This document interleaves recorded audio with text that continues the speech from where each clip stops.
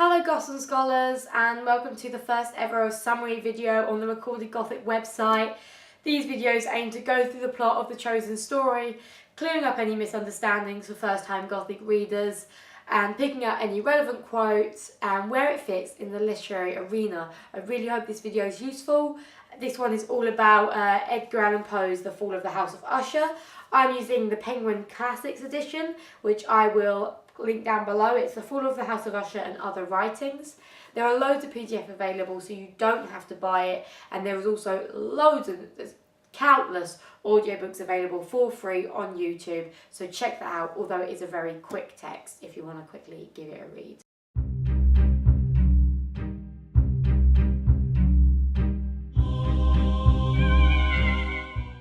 Original publication.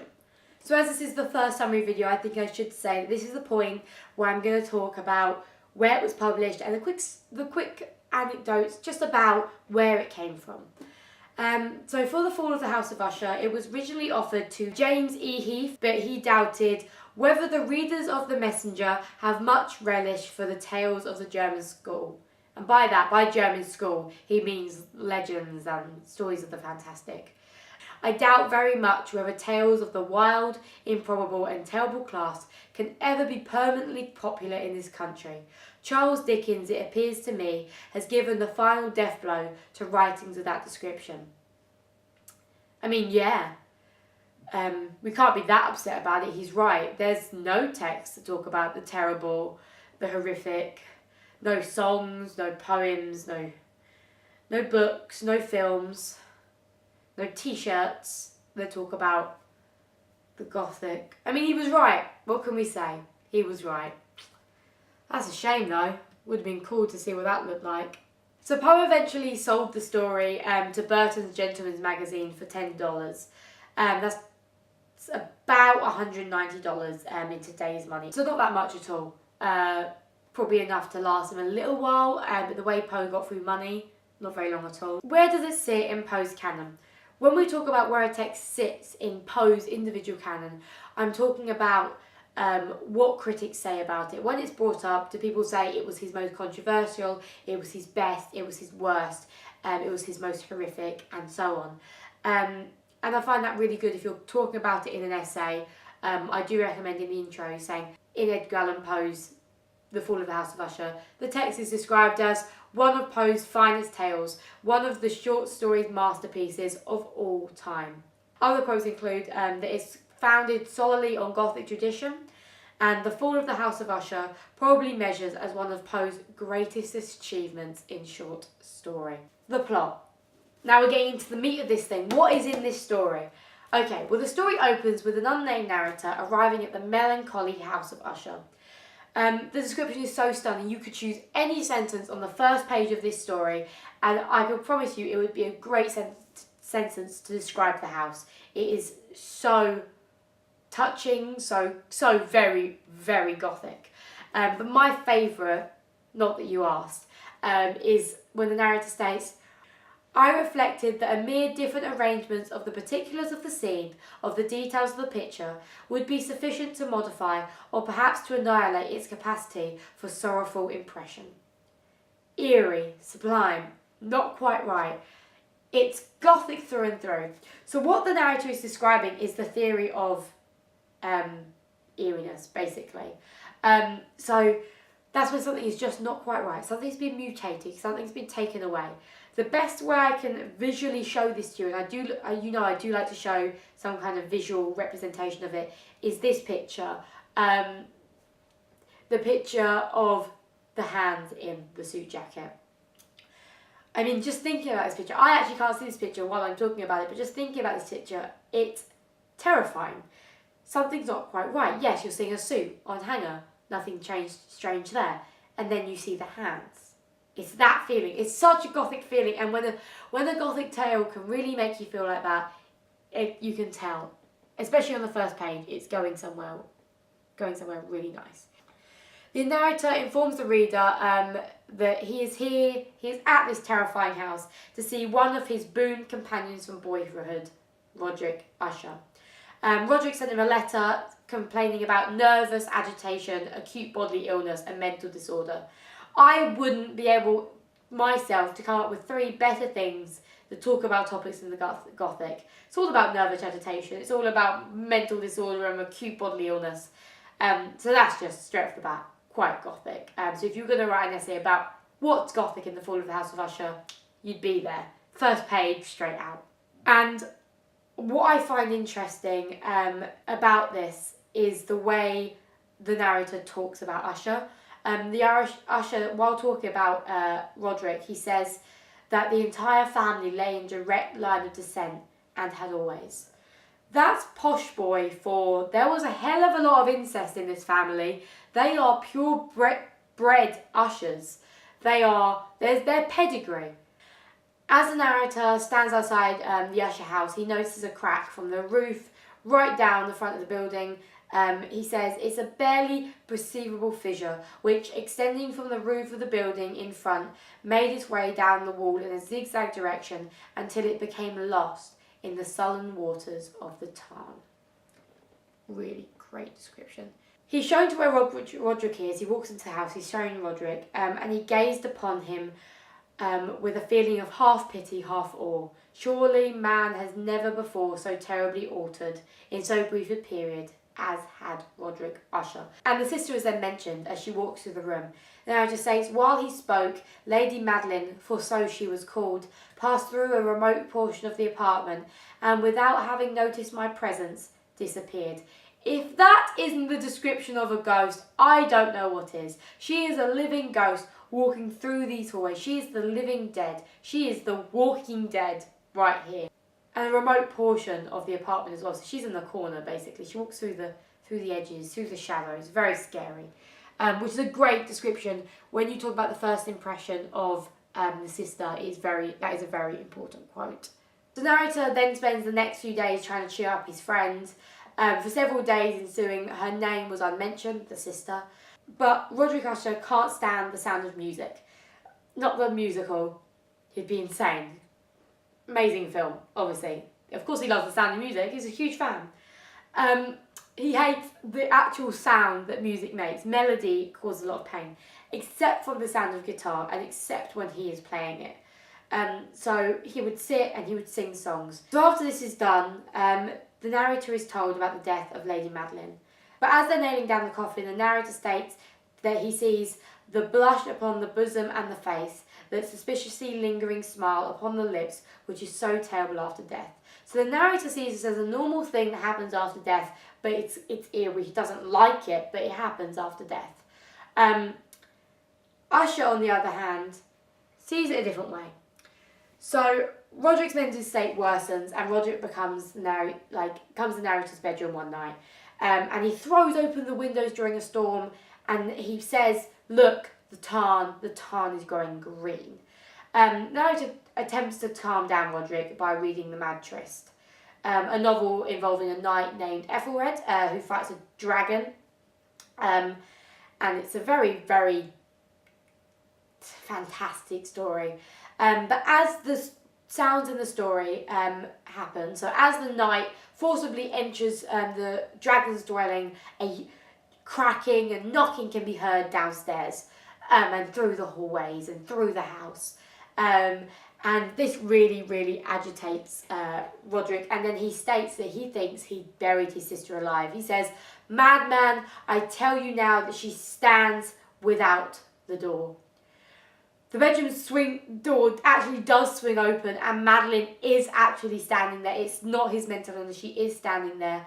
And the narrator states, "There was blood upon her robes and the evidence of some bitter struggle upon every portion of her frame. For a moment she remained trembling and reeling to and fro upon the threshold, then with a low moaning cry fell heavily inward upon the person of her brother, and in a violent, now final death agonies, bore him to the floor a corpse, and the victim to the terrors he had anticipated. They both fall to the ground, and before they touch the floor, they are dead." With Roderick and his sister both dead on the floor, the narrator, he gets out of there. He's got nothing to lose. He leaves, and when he turns behind to look at the house once more, he sees the crack start Yeah, you can see where this is going, right? The story ends with the narrator stating, "I saw the mighty walls rushing asunder. There was a long, tumultuous shouting sound like the voice of 1,000 waters, and the deep, dank dawn at my feet closed suddenly and silently over the fragments of the House of Usher." We see the fall of the House of Usher twice, and it is described twice.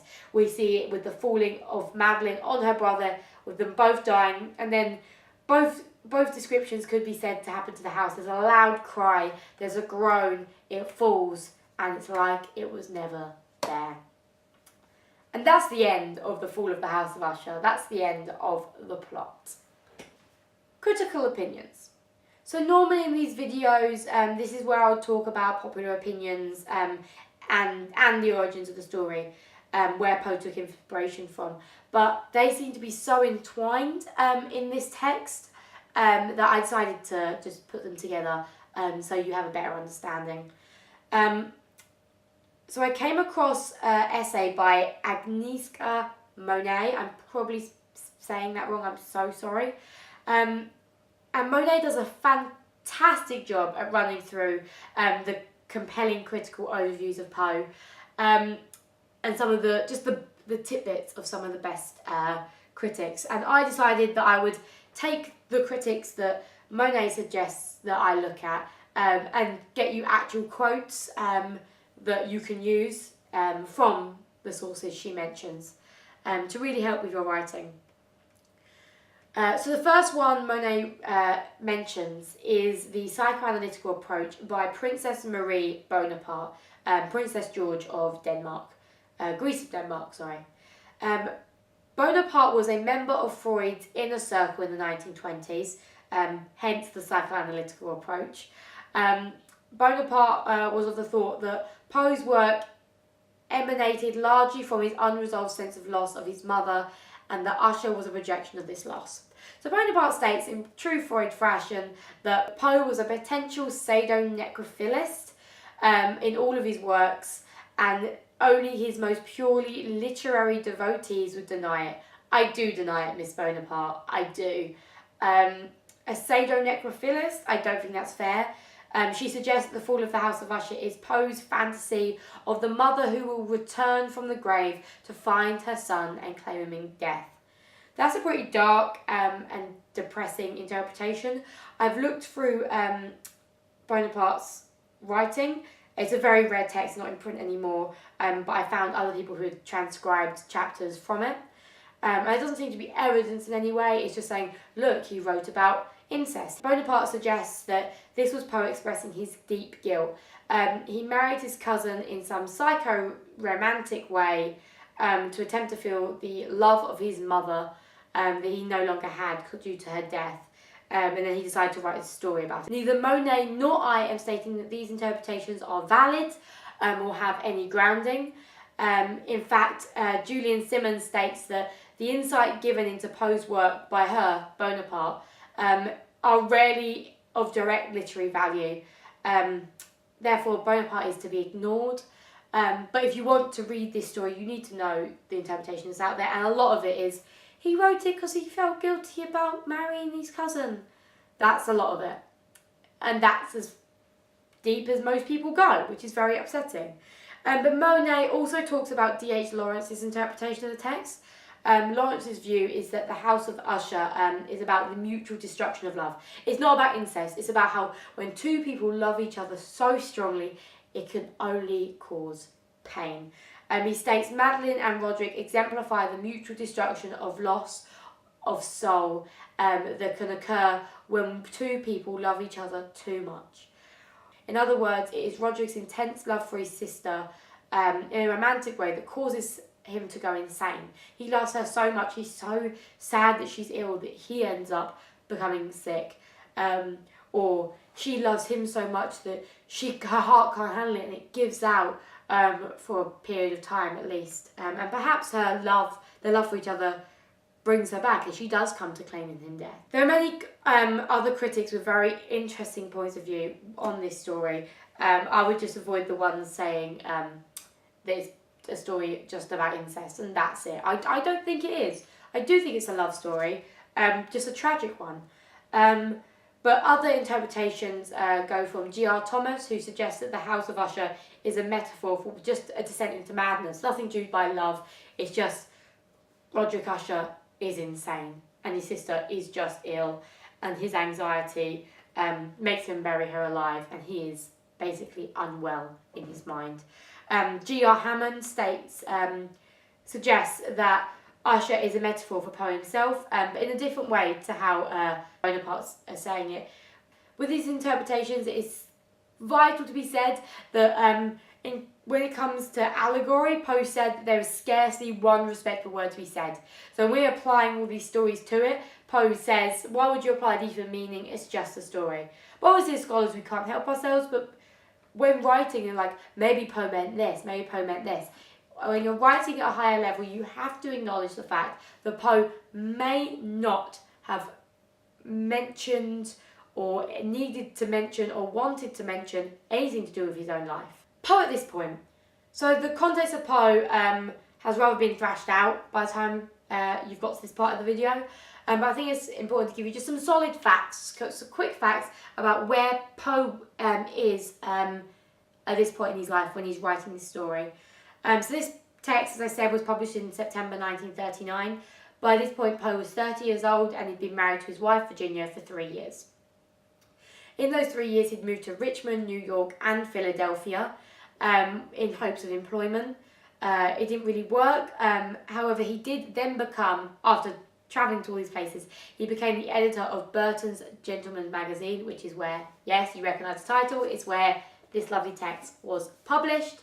And where he contributed a lot of the things that were published in it, a lot of reviews and several tales. Yeah, and that's basically it for the House of Usher. So what have we spoken about? We've spoken about the original publication, where it sits in the canon, the plot, critical opinions on it, and interpretations, where Poe was at this part of his life. And I really think that's a great, solid place to be when starting to plan an essay on this. If you're going to write an essay on this, obviously read the book, don't just listen to my summary. If you are looking to write something on it and you do have a question, I do encourage you to get in contact. I will always respond to comments either in the YouTube comment section right down below if you're watching this on YouTube, or send me a message on my website. Just put in the subject line, the folder of the House of Usher video, ask a question. I will try and get back in contact as soon as possible. Please remember to subscribe, hit that notification button below, like this video, go to the website, have a look around, follow the Recorded Gothic Twitter to get regular updates on your feed about when I'm publishing and what I'm publishing. And I really appreciate all the support. You guys are brilliant as always. Remember to read more Gothic and make the nightmares fear you. You've been brilliant. This has been Recorded Gothic. I've been Sadie B, signing off.